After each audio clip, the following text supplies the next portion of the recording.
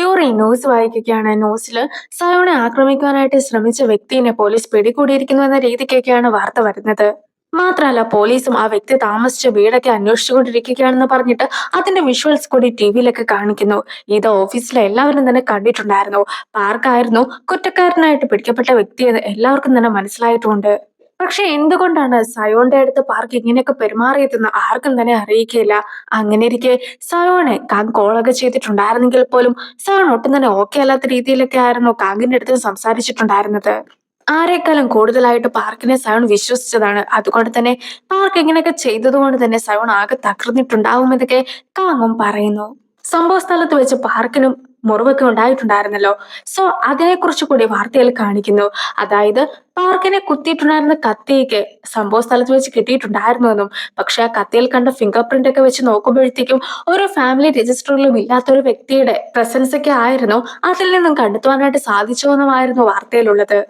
ഇതെല്ലാം തന്നെ വാർത്തയിൽ കണ്ടിട്ടുണ്ടായിരുന്ന അച്ഛനും അമ്മയ്ക്കും റിയൽ ആയിട്ടുള്ള സയോണാണ് കുറ്റക്കാരൻ എന്നൊക്കെ മനസ്സിലാകുന്നുണ്ട്. സോ അച്ഛനും ഇപ്പോൾ സയോണെ കോളൊക്കെ ചെയ്ത് നോക്കുന്നുണ്ടെങ്കിലും സയോൺ കോൾസ് ഒന്നും തന്നെ എടുക്കാതിരിക്കുന്നു. അവൻ ഉണ്ടായിരുന്നതും പോലീസിന്റെ അടുത്തൊക്കെ ആയിരുന്നു.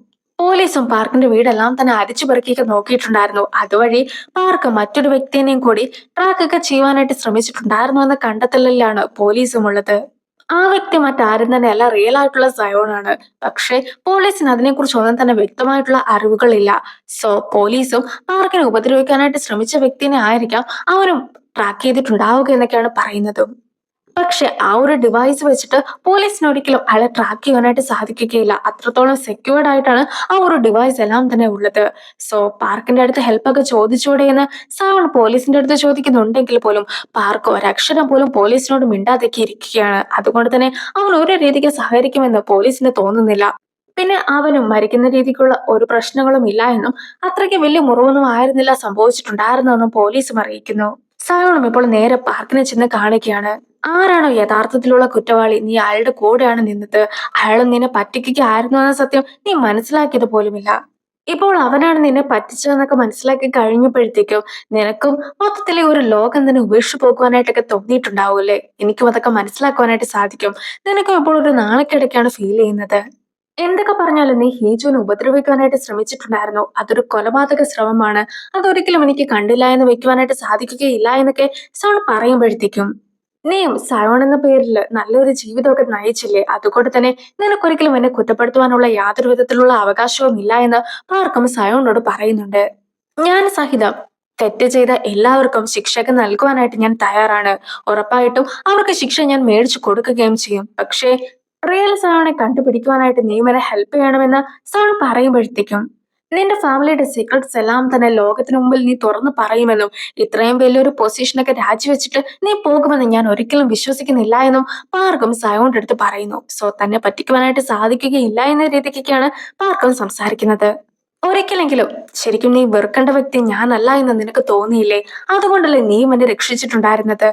അതുകൊണ്ട് തന്നെ നീയും നിനക്ക് ചെറിയ ശിക്ഷ കിട്ടണമെന്ന് ആഗ്രഹമുണ്ടെങ്കിൽ അവനെ പിടികൂടുവാനായിട്ട് പോലീസിനെ ഹെൽപ്പ് ചെയ്യണമെന്നൊക്കെ പറഞ്ഞ് സയോൺ പോകുവാനായിട്ട് തുടങ്ങുമ്പോഴത്തേക്കും കുറ്റവാളി നിനക്ക് ചുറ്റുമുണ്ട് എന്ന് മനസ്സിലാക്കിയതിനു ശേഷം ഒരിക്കലെങ്കിലും നീ എന്നെ സംശയിച്ചിട്ടില്ലായിരുന്നോ എന്ന് പാർക്കും സയോണോട് ചോദിക്കുന്നു.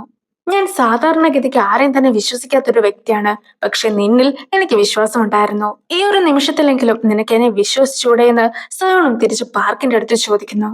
നേരത്തെ സയോണിന്റെ വളർത്തച്ഛൻ എവിടെയാണ് റിയൽ സയോൺ കൊന്ന കുട്ടികളുടെ ബോഡീസ് ഒക്കെ കുഴിച്ചിട്ടിട്ടുണ്ടായിരുന്നതെന്ന് സയോണിന്റെ അടുത്ത് പറഞ്ഞിട്ടുണ്ടായിരുന്നല്ലോ. ഇപ്പോൾ സയോണും ഫോറൻസിക് ടീമിനേക്ക് ആ ഒരു സ്ഥലത്തേക്കും വിളിച്ചിരിക്കുകയാണ്. അവരും ബോഡിയും മറ്റും എല്ലാം തന്നെ അവിടെ നിന്നും റിക്കവർ ചെയ്യുന്നു. സംഘവും നടന്ന കാര്യങ്ങളെല്ലാം തന്നെ ഇപ്പോൾ യൂറിനെ അറിയിച്ചിരിക്കുന്നു. ബംഗ്ലാവിന്റെ ഓണർ എന്ന് പറഞ്ഞ് അവർ അന്വേഷിച്ചു പോയിട്ടുണ്ടായിരുന്ന വ്യക്തി സയോണിന്റെ വളർത്തച്ഛനാണ് എന്നും സയോണെ ഉപദ്രവിക്കാനായിട്ട് ശ്രമിച്ച വ്യക്തി അത് റിയൽ ആയിട്ടുള്ള സയോൺ ആണ് എന്നും സയോണെ പിന്നീട് ദത്തെടുത്താണെന്നുമുള്ള കാര്യമെല്ലാം തന്നെ ഇപ്പോൾ യൂറി മനസ്സിലാക്കി കഴിഞ്ഞിട്ടുണ്ട്. എങ്കിൽ പോലും ഇനിയും ഒരുപാട് കാര്യങ്ങൾ ഉണ്ടെന്നും അത് നീ പിന്നീട് അറിയുന്നതായിരിക്കുമെന്നും സാമുവും അവളെ അറിയിക്കുന്നു. സയോൺ ഇത്രയും വലിയ രഹസ്യമൊക്കെ മനസ്സിൽ കൊണ്ട് നടന്ന് എന്തോ ഒരു ബുദ്ധിമുട്ടിയിട്ടൊക്കെ ഉണ്ടാവും. എന്തായാലും സയോൺ അങ്ങനെ എല്ലാവരുടെയും അടുത്ത് ഒന്നും തന്നെ പേഴ്സണൽ ആയിട്ടുള്ള കാര്യങ്ങൾ തുറന്നു പറയാത്തതാണ്. പക്ഷെ നിന്റെ അടുത്ത് പറഞ്ഞു. അതുകൊണ്ട് തന്നെ ഇതൊരു നല്ല സൂചനയാണ്. നീയും അവനെ ഒന്ന് കോളൊക്കെ ചെയ്യുക. എന്നിട്ട് അവനോട് മനസ്സ് തുറന്നൊക്കെ സംസാരിക്കുക. അതുവഴി സയോണും നല്ലൊരു റിലാക്സേഷനൊക്കെ കിട്ടുമെന്ന രീതിക്കാണ് യൂറിയും സംസാരിക്കുന്നത്.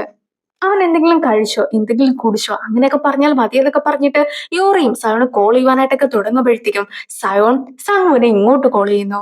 കുട്ടികളുടെ ബോഡീസ് എല്ലാം തന്നെ കണ്ടെത്തിയെന്നൊക്കെ പറയുവാനായിട്ടായിരുന്നു സയോണ് സങ്ങുവിനെ കോൾ ചെയ്തിട്ടുണ്ടായിരുന്നത്. ഒന്നുമില്ലെങ്കിലും സങ്ങുവിന്റെ ഫ്രണ്ട്സ് ആണല്ലോ ആ കുട്ടികൾ, അതുകൊണ്ട് തന്നെ അതിനൊരു ടെൻഷനും മറ്റുമൊക്കെ അവനും ഉണ്ടായിരുന്നു. അത് മനസ്സിലാക്കിയ യൂറി സങ്ങുവിന് പകരമായിട്ട് വണ്ടിയൊക്കെ ഓടിക്കുകയാണ്. മരിച്ച കുട്ടികൾ ഉണ്ടായിരുന്ന ബോഡിയിൽ നിന്നും മറ്റൊക്കെ ആയിട്ട് ഓരോരോ സാധനങ്ങളൊക്കെ പോലീസിന് ലഭിച്ചിട്ടുണ്ട്. സോ പോലീസും ഇതെല്ലാം തന്നെ കണ്ടെത്തിയിട്ട് അത് ആരുടെ ബോഡിയാണെന്ന് തിരിച്ചറിയുവാനായിട്ടായിരുന്നു സാങ്ങുവിനെ വിളിപ്പിച്ചിട്ടുണ്ടായിരുന്നത്. അതായത് ഈ കുട്ടികൾക്ക് റിയൽ ആയിട്ടുള്ള പേരൻസോ അങ്ങനെ ഒന്നും തന്നെ ഇല്ലല്ലോ. സോ ഒരു രീതിക്കും ഇതൊക്കെ ആരാണെന്ന് ഐഡന്റിഫൈ ചെയ്യുവാനായിട്ട് പോലീസിന് സാധിക്കുകയില്ല. സാങ്ങുവും ഒരു മാർബിളൊക്കെ കിടക്കുന്നത് കണ്ടിട്ട് ഒരു കുട്ടിയുടെ പേരൊക്കെ പറഞ്ഞതിന് ശേഷം ഈ ഒരു മാർബിൾ എന്റേതാണ്, ഞാനും അവനും കൂടി ചേർന്നിട്ട് മാർബിൾ ഗെയിംസ് ഒക്കെ കളിച്ചപ്പോഴത്തേക്കും അവന്റെ അടുത്ത് ഞാൻ തോറ്റുപോയത് കൊണ്ടായിരുന്നു ഇത് ഞാൻ അവന് നൽകിയിട്ടുണ്ടായിരുന്നെന്ന് പറയുന്നു. മറ്റൊരു കുട്ടിയുടെ ബോഡിയിൽ നിന്നും ഒരു മോതിരവും ചെയിനുമായിരുന്നു കണ്ടുകിട്ടിയിട്ടുണ്ടായിരുന്നത്. ഈ ഒരു മോതിരം ശരിക്കും ആ കുട്ടിയുടെ അമ്മ നൽകിയതാണ്. അമ്മയും തിരിച്ചെത്തുമെന്നൊക്കെ പറഞ്ഞിട്ടായിരുന്നു അത് കൊടുത്തിട്ടുണ്ടായിരുന്നത്. അവനും ഇതുമായിട്ട് അമ്മയ്ക്ക് വേണ്ടി കാത്തിരുന്നിട്ടുണ്ടായിരുന്നുവെന്നും സംഘു അറിയിക്കുന്നു. അത്രത്തോളം പറയുമ്പോൾ തന്നെ സംഘു ആകെ ഇമോഷണൽ ആകുന്നു. സോ അടുത്തതായിട്ട് കണ്ടിട്ടുണ്ടായിരുന്ന കാറിന്റെ ലോക്കറ്റ് കാണുന്ന യൂറിയും ഒരു കുട്ടിക്ക് കാറൊക്കെ വളരെയധികം ഇഷ്ടമായിരുന്നു എന്ന് പറഞ്ഞിട്ട് ആ ഒരു കുട്ടിയുടെ പേര് കൂടി പറയുകയാണ്. അങ്ങനെ സംഘവും മൂന്ന് കുട്ടികളുടെ ബോഡിയിൽ നിന്ന് ലഭിച്ചിട്ടുള്ള സാധനങ്ങളൊക്കെ വഴി അവരെയും ഐഡന്റിഫൈ ചെയ്ത് കഴിഞ്ഞിരിക്കുന്നു. പിന്നീട് അവിടെ നിന്നും ഇറങ്ങി കഴിയുമ്പോഴത്തേക്കും സംഘുവിനെ പോലെ തന്നെ സംഘുവിന്റെ ഫ്രണ്ട്സിനെ യൂറിയും ഓർത്തിരുന്നിട്ടുണ്ടായിരുന്നല്ലോ. അതിന് യൂറിയുടെ അടുത്ത് സംഘുവും നന്ദി പറയുന്നു. ഞാനും എന്റെ ജീവിതത്തിൽ നിന്റെ അത്രയും ചിയർഫുൾ ആയിട്ടുള്ള ഒരു വ്യക്തിനെ കണ്ടിട്ടേ ഇല്ല.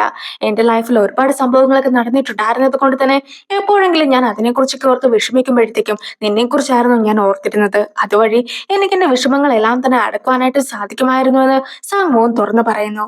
റിയൽ ആയിട്ടുള്ള സയോൺ ജീവിച്ചിരിപ്പുണ്ടായിരുന്നുവെന്നും അവനായിരുന്നു സയോൺ ഉപദ്രവിക്കാനായിട്ട് ശ്രമിച്ചതെന്നുമുള്ള കാര്യമെല്ലാം തന്നെ ഇപ്പോൾ ഇനിയും മനസ്സിലാക്കിയിരിക്കുകയാണ്. അങ്ങനെ ഇരിക്കുകയാണ് ഇന മറ്റൊരു സംഭവത്തെ കുറിച്ചൊക്കെ ഓർക്കുന്നത്. ഇനിയും കുട്ടിയായിരിക്കുന്ന സമയത്ത് ഇനയുടെ അനിയന്റെ കരച്ചിലൊക്കെ കേട്ടിട്ട് അവന്റെ അടുത്തേക്ക് ചെന്നപ്പോഴത്തേക്കും ഒരു കുട്ടി അവന്റെ അടുത്ത് നിന്നും ഓടിപ്പോകുന്ന കാഴ്ചയൊക്കെ ഇനിയും കണ്ടിട്ടുണ്ടായിരുന്നു. നമ്മുടെ ഏജൊക്കെയായിരുന്നു ആ ഒരു കുട്ടിക്ക് തോന്നിച്ചിരുന്ന പ്രായം. അതുകൊണ്ട് തന്നെ അത് സയോൺ ആയിരിക്കുമെന്നാണ് ഇന്നെ കരുതിയതും. പക്ഷെ പിന്നീട് സയോണെ ആദ്യമായിട്ട് കണ്ട സമയത്ത് ഈ ഒരു കുട്ടീനേക്കാളും പൊക്കമൊക്കെ ഉണ്ടായിരുന്നത് കൊണ്ട് തന്നെ തനിക്കെന്തോ തെറ്റുപറ്റിയതാണെന്നായിരുന്നു യഥാർത്ഥത്തിൽ ഇന്നെ വിശ്വസിച്ചിരുന്നത്. പക്ഷെ ഇപ്പോൾ ഇനി ഇതെല്ലാം തന്നെ ആലോചിച്ചൊക്കെ നോക്കുമ്പോഴത്തേക്കും എനിക്ക് മറ്റൊരു കാര്യമാണ് തോന്നുന്നത്. അതായത് റിയൽ ആയിട്ടുള്ള സയോണിന്റെ ഫേസ് അവരുടെ ഫാമിലി മറച്ചു വെച്ചതായിരുന്നുവെന്നും അതിനുശേഷം നമ്മുടെ അനിയനായിരുന്നു ആ ഒരു ഫേസ് ഒക്കെ കണ്ടിട്ടുണ്ടായിരുന്നതെന്നും അതുകൊണ്ട് തന്നെ നമ്മുടെ അനിയനെ കൊല്ലുവാനായിട്ട് അവർ പ്ലാൻ ചെയ്ത് നടത്തിയ ഒരു ആക്സിഡന്റ് ആയിരുന്നു കുട്ടിക്കാലത്ത് നമുക്ക് സംഭവിച്ചതെന്നുമാണ് അവളും പറഞ്ഞു വരുന്നത്. കുട്ടിക്കാലത്ത് നമ്മുടെ ആക്സിഡന്റിനൊക്കെ ശേഷമായിരുന്നു റിയൽ ആയിട്ടുള്ള സയോണൊക്കെ മാറിയിട്ട് ഇപ്പോഴത്തെ സയോണൊക്കെ വന്നിട്ടുണ്ടായിരുന്നത്. സോ നമ്മൾ വിചാരിക്കുന്നത് പോലെ ഒന്നുമല്ല കാര്യങ്ങൾ. യഥാർത്ഥത്തിലുള്ള സയോൺ ഫാമിലി ആയിരുന്നു നമ്മുടെ ആക്സിഡന്റിന് പിന്നിൽ എന്നൊക്കെ ഇനിയും പറയുന്നു. ഹീജുന്റെ അമ്മ വീട്ടിലേക്ക് വരുമ്പോഴത്തേക്കും അവിടെ ഇനിയിരിക്കുന്നത് കാണുമ്പോഴത്തേക്കും അമ്മയ്ക്ക് ഒട്ടും തന്നെ ഇഷ്ടപ്പെടുന്നില്ല. അതുകൊണ്ട് തന്നെ ഇങ്ങനെ പോകുവാനായിട്ടൊക്കെ തുടങ്ങുന്നു. പിന്നെ നടന്ന സംഭവങ്ങളെ കുറിച്ചെല്ലാം തന്നെ അമ്മ ഇപ്പോൾ മനസ്സിലാക്കി കഴിഞ്ഞിരിക്കുകയാണ്. പക്ഷെ ഇതുപോലെ സയോൺ റിയൽ ആയിട്ടുള്ള സയോൺ അല്ല എന്ന കാര്യം ഒന്നും തന്നെ അമ്മയ്ക്ക് അറിയിക്കില്ല. അതുകൊണ്ട് തന്നെ പ്രസിഡന്റിന്റെ ഇലക്ഷനൊക്കെ വരുവാനായിട്ട് പോകുന്ന സമയത്ത് സയോൺ എന്തിനാണ് ഇതുപോലെ ഓരോ പ്രശ്നങ്ങളിലൊക്കെ ചെന്ന് ചാടുന്നതെന്ന രീതിക്കൊക്കെയാണ് അമ്മയും സംസാരിക്കുന്നത്. മര്യാദയ്ക്ക് അന്ന് നിനക്ക് കൺസ്ട്രക്ഷൻ കമ്പനിയുടെ ഫാമിലിയിൽ നിന്നും വന്ന പ്രപ്പോസലൊക്കെ അങ്ങ് സ്വീകരിച്ചാൽ മതിയായിരുന്നു. അതാകുമ്പോഴത്തേക്കും ഇത്രയ്ക്ക് പ്രശ്നം ഒന്നും തന്നെ ഉണ്ടാവുകയില്ലായിരുന്നു എന്നൊക്കെ അമ്മ പറയുമ്പോഴത്തേക്കും ഇനിയും അതൊക്കെ ശ്രദ്ധിക്കുന്നു. അന്ന് ഇനെ ഓടിപ്പോയത് കൊണ്ട് മാത്രമാണ് നിനക്കും ഈ ഒരു വിവാഹമൊക്കെ കഴിക്കേണ്ടതായിട്ട് വന്നിട്ടുണ്ടായിരുന്നത്. അതുകൊണ്ട് തന്നെ ഇതിനെല്ലാത്തിനും കാരണക്കാരി ഇനയാണെന്ന് പറഞ്ഞ് അമ്മ ഇനയെ കുറ്റപ്പെടുത്തുമ്പോഴത്തേക്കും അമ്മേനെ ഞാൻ സ്നേഹിക്കുവാനായിട്ട് പാടില്ലായിരുന്നു, അതിലെനിക്ക് കുറ്റബോധമൊക്കെ തോന്നുന്നു. അമ്മ പറയുന്ന എല്ലാ കാര്യങ്ങളും അനുസരിച്ച് അതിനൊത്ത് ഞാൻ പോവുകയാണെങ്കിൽ ഒരിക്കൽ അമ്മ എന്നെ സ്നേഹിക്കുമെന്നായിരുന്നു ഞാൻ വിശ്വസിച്ചിട്ടുണ്ടായിരുന്നത്.